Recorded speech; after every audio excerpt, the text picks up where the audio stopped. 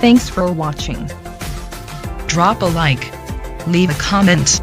And don't forget to subscribe to watch more videos like this.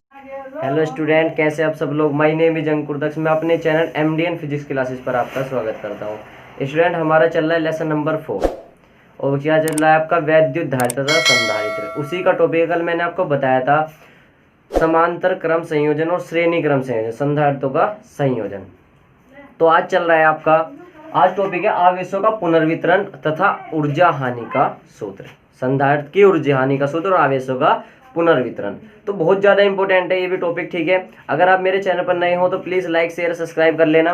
तो बच्चों, पहली चीज़ है आपका आवेशों का पुनर्वितरण। आवेशों का पुनर्वितरण, आवेशों का पुनर्वितरण क्या होता है? देखो, पहले आपका एक गोला है, ये क्या है आपके गोले हैं दो, इसकी धारिता C1, इसकी C2, इसका विभव V1, इसका V2, इसका आवेश Q1, इसका Q2, ठीक है स्टूडेंट। तो ये क्या है आपके अलग अलग गोले हैं। अगर मैं किसी क्षण इन गोलों को किसी तार से ऐसे जोड़ दूं, किसी तार से जोड़ दूं इसको, ठीक है, तो इसमें आवेश का प्रवाह तब तक होता रहेगा, यानी कि आवेश का प्रवाह तब तक होता रहेगा जब तक कि विभव इन पर उभयनिष्ठ ना हो जाए, यानी कि उभयनिष्ठ विभव V ना हो जाए। आवेशों का प्रवाह तब तक होता रहेगा जब तक इन पर विभव उभयनिष्ठ यानी कि कॉमन विभव ना हो जाए, उभयनिष्ठ विभव V ना हो जाए। आवेशों का प्रवाह कब तक रहेगा, यानी कि आवेश एक दूसरे तार गोले में जाते रहेंगे, एक आवेश दूसरे गोले पे जाता रहेगा। कब तक आवेश का प्रभाव होता रहेगा? जब तक दोनों गोले पर उभयनिष्ठ विभव V ना हो जाए, आवेश बराबर ना हो जाए, आवेश बराबर ना हो जाए। तो अगर हम यहाँ से निकालते हैं Q1 अनुपात Q2 या Q1/Q2, तो Q बराबर क्या होता है? Q बराबर होता है C × V। अब Q1 बराबर C1 V1, तो पहले गोले के लिए क्या रहेगा? C1 V1, और V1 क्या है? V, और Q2 क्या है आपका? Q2 है आपका C2 और V2, और V2 क्या है? V, ठीक है बच्चों।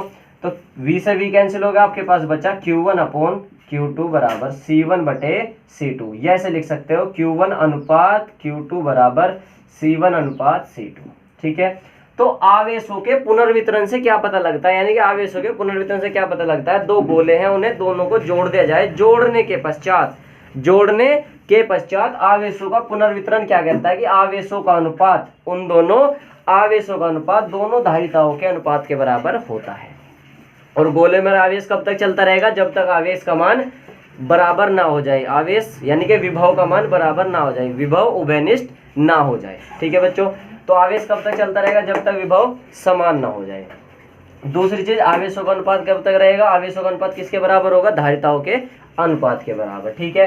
तो ये तो आवेशों का पुनर्वितरण था। क्या था ये? आवेशों का पुनर्वितरण, ठीक है बच्चों। ये तो आपका आवेशों का पुनर्वितरण था। अब इसी पे आधारित आपका ऊर्जा ह्रास का सूत्र। ऊर्जा ह्रास का सूत्र देखो, ऊर्जा ह्रास का सूत्र क्या होगा? ये जोड़ने से पहले तो अब ये क्या कर रहा हूं मैं? जोड़े नहीं है अभी, ये इनको नहीं जोड़े, तो इस पर क्या रहेगा? विभव V1, इसका V2, दो गोले हैं आपके, ठीक है। ऊर्जा ह्रास का सूत्र देखो, दो गोले अलग अलग, और इनकी चालक की स्थिति ऊर्जा लो जोड़ने से पहले।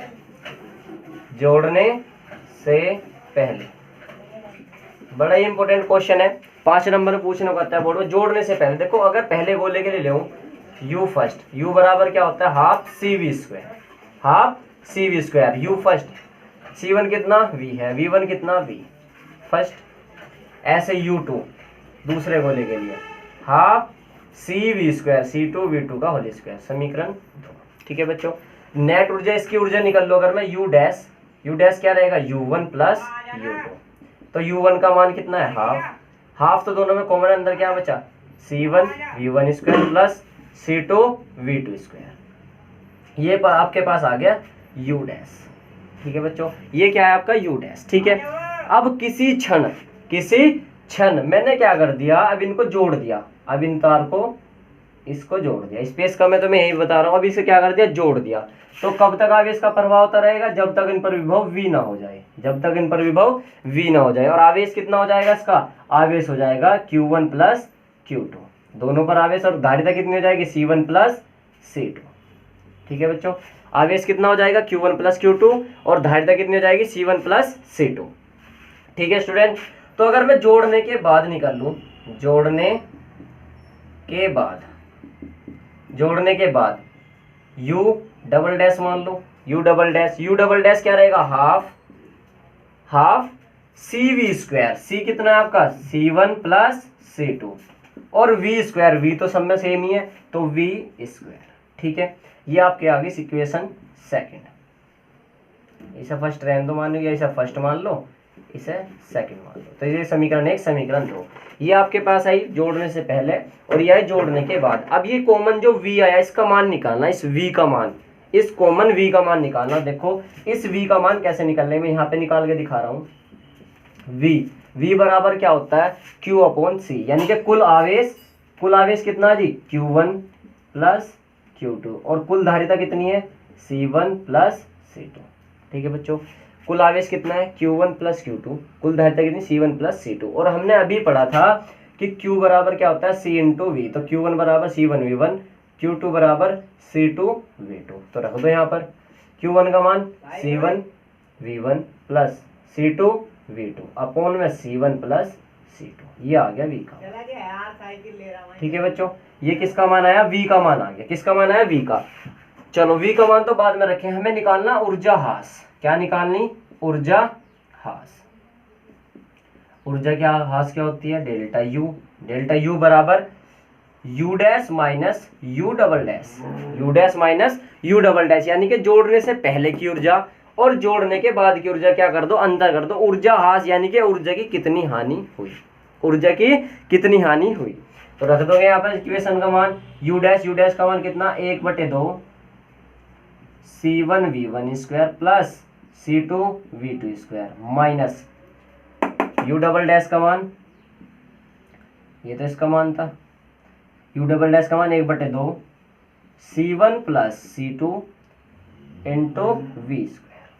ठीक है स्टूडेंट, ये क्या है, किसका मान आया, ये यू डैश का मान आ गया। ठीक है, इसमें से जो कॉमन है उसको कॉमन ले लो, जो कॉमन हो उसको कॉमन ले लो।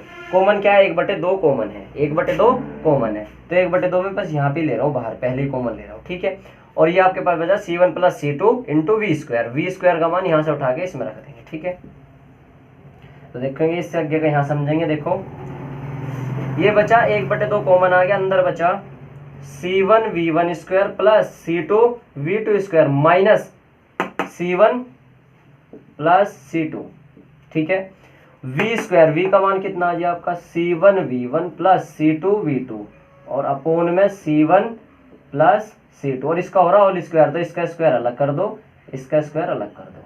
ठीक है बच्चों, एक स्क्वायर से ये कैंसिल हो गया, दोनों एक जैसे थे, प्लस प्लस के दोनों कट चुके हैं आपके पास। आगे क्या बचा, 1/2 c1v1 square plus c2v2 square minus, जब माइनस का ब्रैकेट खोल लेंगे और स्क्वायर खोल दो पहले, तो इसका square c1 square v1 square plus c2 square v2 square plus 2 c1 c2 v1 v2, a plus b का होल स्क्वायर खोल दिया हमने, a प्लस बी का होल स्क्वायर खोल दिया, तो क्या बना, c1 square v1 square plus c2 square plus v2 square plus 2 c1 c2 v1 v2। ठीक है, ये तो फॉर्मूला होता है आपके पास। ठीक है, नीचे क्या है आपका, c1 प्लस c2 है, नीचे क्या है इसके बटे में c1 प्लस c2। ठीक है बच्चों, अब इसका क्या ले लेंगे, एलसीएम, इसकी गुना कर देंगे इसमें, इसकी गुना इसमें कर देंगे, तो एलसीएम ले लो,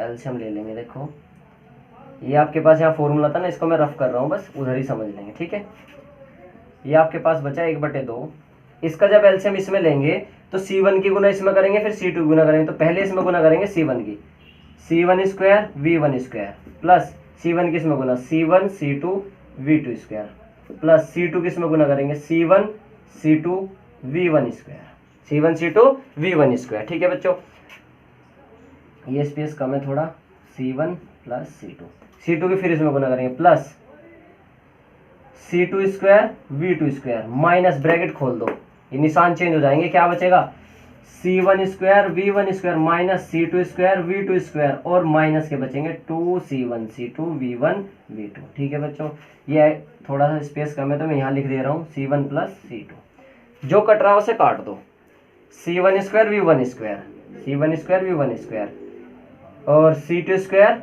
v2 स्क्वायर, ये कट गया। आपके पास बचा 1/2 c1 c2 v2 square, c1 c2 v2 square plus C1 C2 V1 square. ठीक है बच्चों,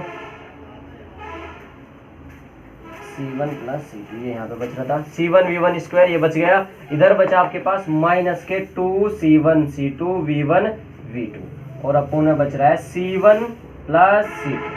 ठीक है, जो इसमें से कॉमन है वो कॉमन ले लो और आपके पास आ गया 1/2 C1 C2 और अंदर बचा V1 square plus V2 square minus के 2V1 V2 और अपोन में बचा C1 प्लस C2। देखिए बच्चों सही लिख दिया गया मैंने फॉर्मूला। देखो C1 C2 क्या है, सब में कॉमन है, C1 C2 बाहर कॉमन ले लिया, अंदर बचा V2 square V1 square minus के 2V1 V2। ये किसका फॉर्मूला बन रहा, V1 माइनस V2 के होल स्क्वायर का, V1 माइनस V2 के होल स्क्वायर का। तो इसका फॉर्मूला बना दे रहा हूँ मैं आपको, V1 माइनस V2 का होल स्क्वायर और बटे में क्या बच रहा था, C1 प्लस C2। तो ये आ गया डेल्टा U का फॉर्मूला। ठीक है बच्चों, थोड़ा स्पेस कम है तो इसलिए मैंने यहीं पे कर दिया। डेल्टा U का मान कितना आया, 1/2 C1 C2 upon C1 plus C2 into V1 minus V2। देखो ज़्यादा हार्ड नहीं है, ज़्यादा लेंथी नहीं है, बस समझना है आपको। आवेशों का पुनर्वितरण क्या होगा, 2 गोले होंगे, उन पर अलग अलग ऊर्जा कितनी थी, ये रही। ठीक है, नेट ऊर्जा निकाली, दोनों की ऊर्जा कितनी थी, ये रही। ठीक है, फिर मैंने जोड़ दिया। जोड़ने के बाद आवेशों का प्रवाह कब तक होता रहेगा, जब तक विभव समान ना हो जाए, दोनों पर विभव समान ना हो जाए। ठीक है, फिर जोड़ने के बाद निकाल ली तो आवेश कितना हो गया था, Q1 प्लस Q2 और विभव कितनी, धारिता कितनी हो गई थी, C1 प्लस C2। तो हाफ C1 यानी कि CV स्क्वायर से C1 प्लस C2 और V स्क्वायर, क्योंकि धारिता कितनी हो चुकी थी, C1 इंटू C2। ऊर्जा हाथ से निकालनी थी, मैं ऊर्जा से निकाल दे, U dash minus U double dash, U dash का मान ये रहा, U डबल डैश का मान ये रहा, दोनों की वैल्यू रखी और यहाँ पर कैलकुलेशन कर दी है। ठीक है बच्चों, तो अगर इसमें कुछ पूछना हो मुझसे पूछ सकते हैं। बोर्ड में 5 नंबर का सवाल आया हुआ है, इसमें कुछ दिक्कत हो तो आप मुझे बता देना, मैं आपको दोबारा भी समझा सकता हूँ। एक बार दोबारा आप रिवाइज कर लेंगे, वीडियो को पुनः चलाकर देख लेना, समझ लेना, बहुत ज़्यादा इंपॉर्टेंट है। ठीक है बच्चों, कल मिलते हैं दूसरी वीडियो के लिए। ठीक है।